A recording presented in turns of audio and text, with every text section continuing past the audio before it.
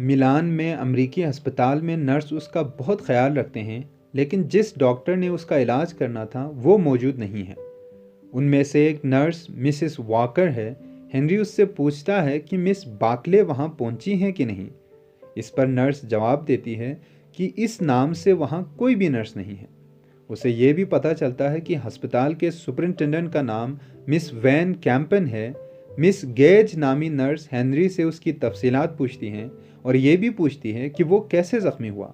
वो हेनरी से कहती है कि उसकी टांग में ट्रेंच मोर्टार के बहुत से टुकड़े दाखिल हो गए हैं। जब मिस वैन कैंपेन हेनरी को देखने आती है तो हेनरी को फ़ौरन पता चल जाता है कि वो उसे पसंद नहीं करती है और हेनरी को भी वो कुछ पसंद नहीं आता।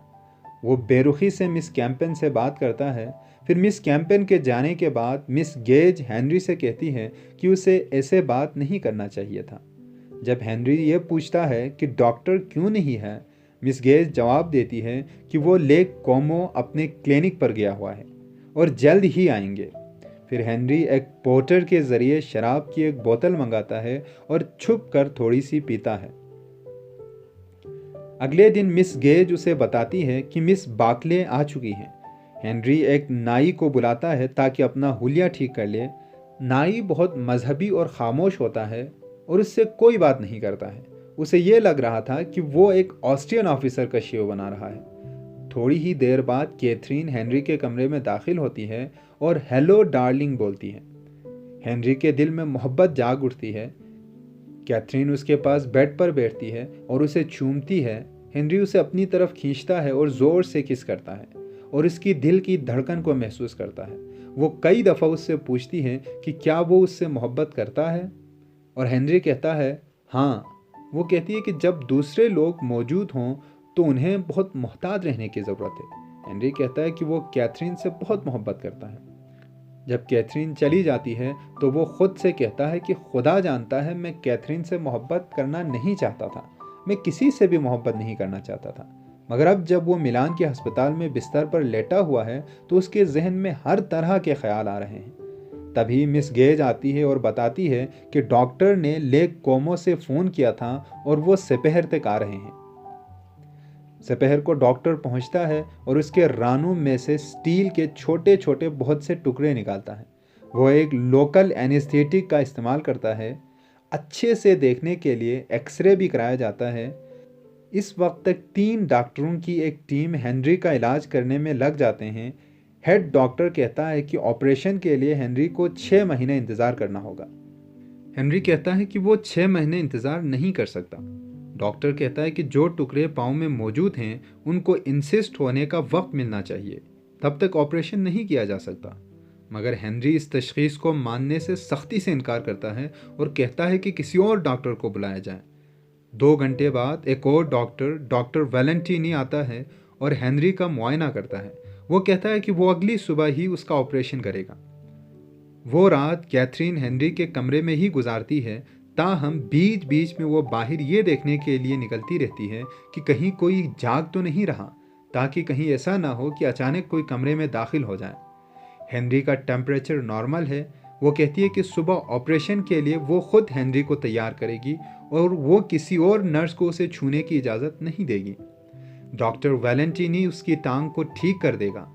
फिर वो हेनरी से पूछती है कि उसने और कितनी लड़कियों से मोहब्बत की है या साथ रात गुजारा है। हेनरी कहता है कि उसने उससे पहले किसी से भी मोहब्बत नहीं की है। इस पर वो कहती है कि हेनरी झूठ बोल रहा है, मगर ये भी कहती है कि हेनरी सिर्फ उसका है और वो कभी किसी का नहीं था।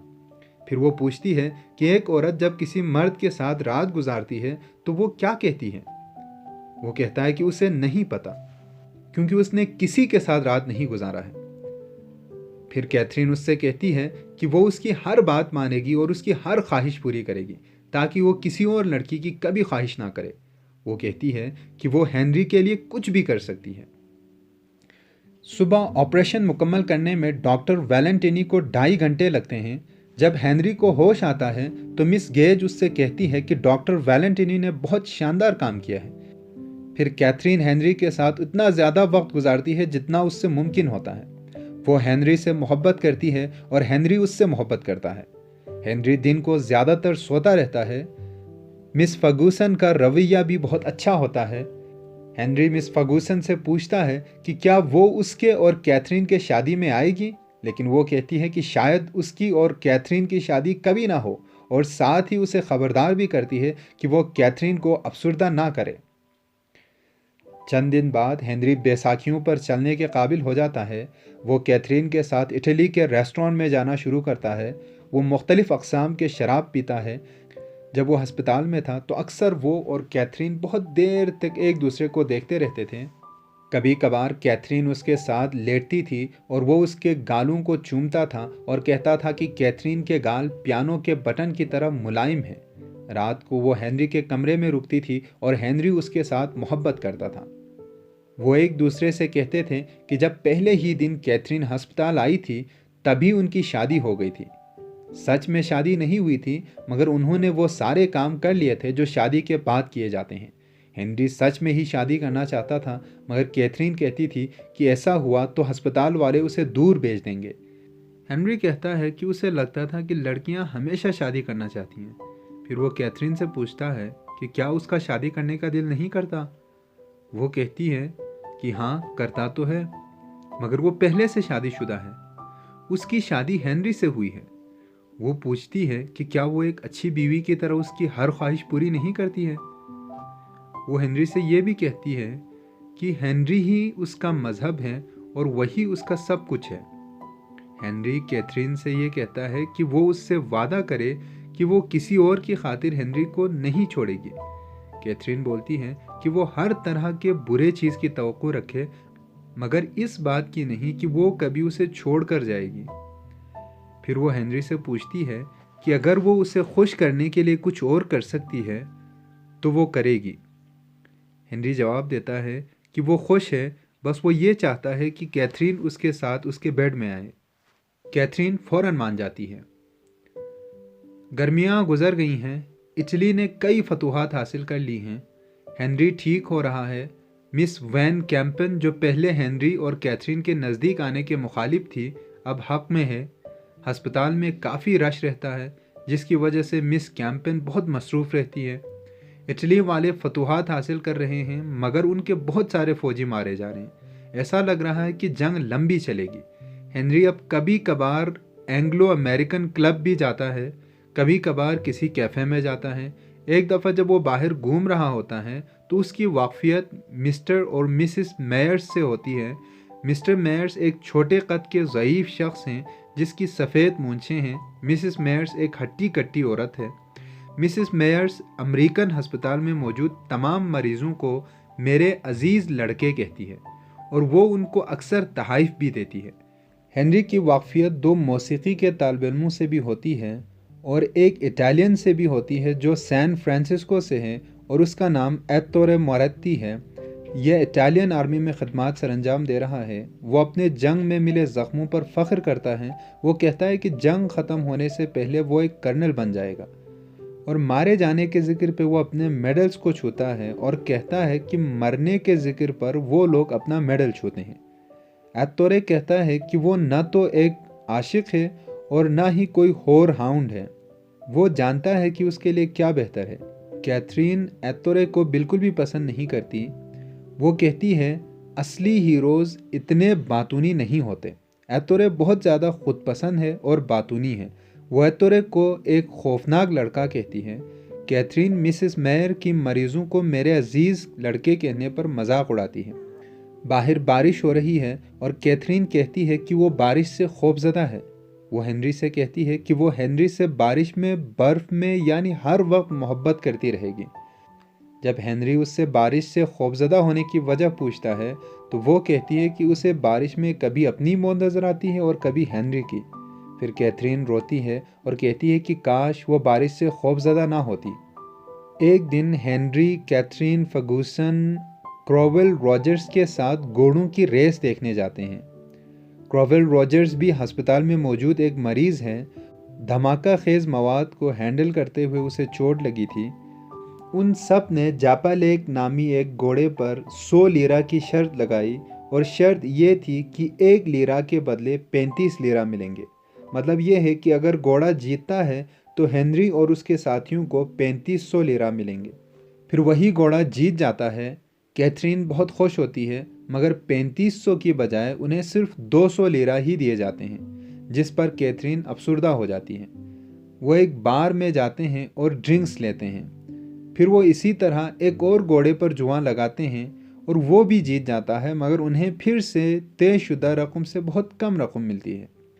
कैथरीन हेनरी के साथ अकेले रहना चाहती है, इसलिए वो दोनों कहीं और बैठ जाते हैं और लाइट फॉर्मी नामी घोड़े पर जुआ खेलते हैं, मगर 5 घोड़ों की रेस में वो घोड़ा चौथा आता है और इस तरह वो ये शर्त हार जाते हैं। कैथरीन हेनरी से कहती है कि वो हमेशा से उसके साथ अकेले रहना चाहती थी। सितंबर में सर्दियां शुरू होती हैं। अगली मोर्चों पर लड़ाई बहुत बुरी चल रही है। इटली वाले सैन गैब्रियल पर कब्जा नहीं कर पाते हैं। एक बरतानवी मेजर क्लब पर हेनरी को बताता है कि बेंसीजा प्लेचू और सैन गैब्रियल की लड़ाई में 1,50,000 अतालवी फौजी मारे जा चुके हैं और कैरसो में 50,000 मारे जा चुके हैं। वो कहता है कि इटली वालों ने अपनी औकात से बढ़कर हमला करने की कोशिश की है और अगर इसी तरह लड़ाई जारी रही तो अगले 1 साल में सारे एलाइस मारे जाएंगे। हेनरी की टांग काफ़ी हद तक ठीक हो गई है, मगर इलाज अब भी जारी है। जल्द ही उसे 3 हफ्ते की छुट्टी मिलेगी ताकि वो इस दौरान रेस्ट करे और ठीक होकर दोबारा महाज पर लड़ने के लिए पहुंचे। उसे 4 अक्टूबर को छुट्टी मिलनी है और 25 अक्टूबर को वो दोबारा महाज पर लौटेगा।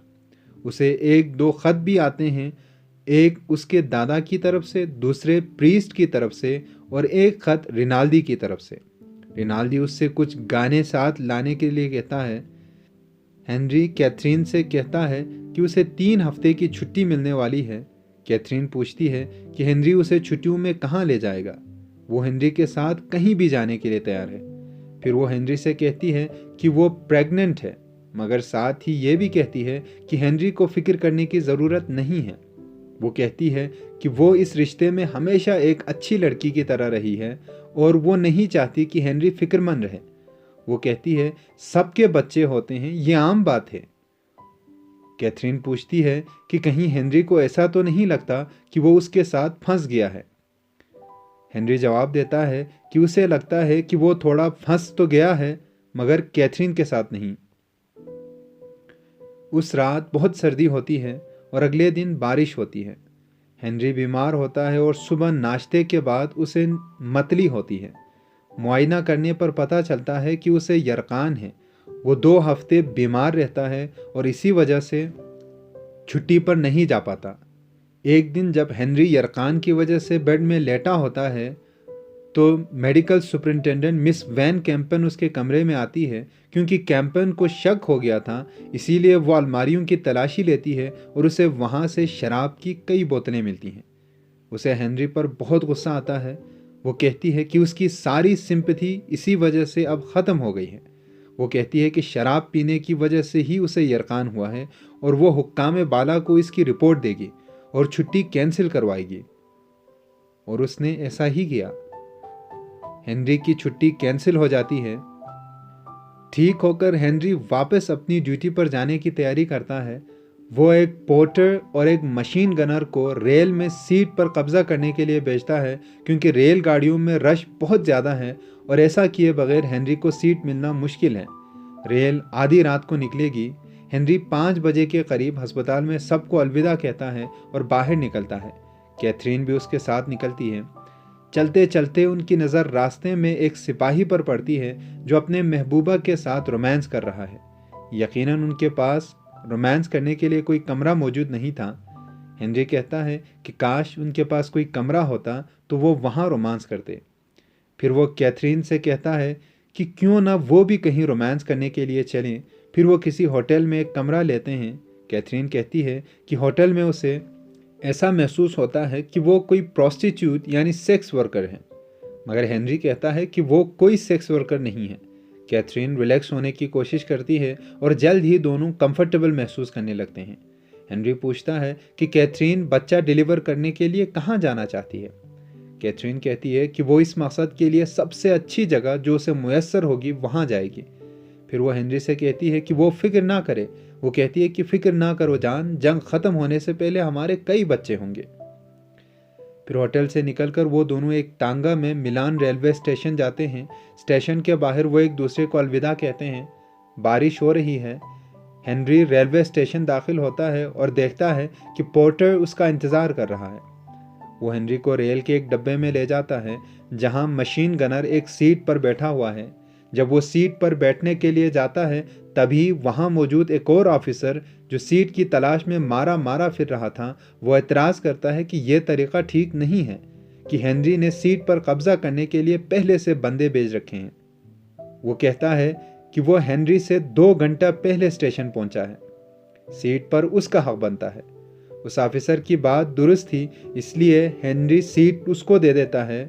अब सीट मिलने का इम्कान ख़त्म हो गया था, इसलिए वो बरामदे में बाकी दूसरे कई लोगों की तरह खड़े रहकर सफ़र करता है और रास्ते में नीचे लेट जाता है और गहरी नींद सो जाता है।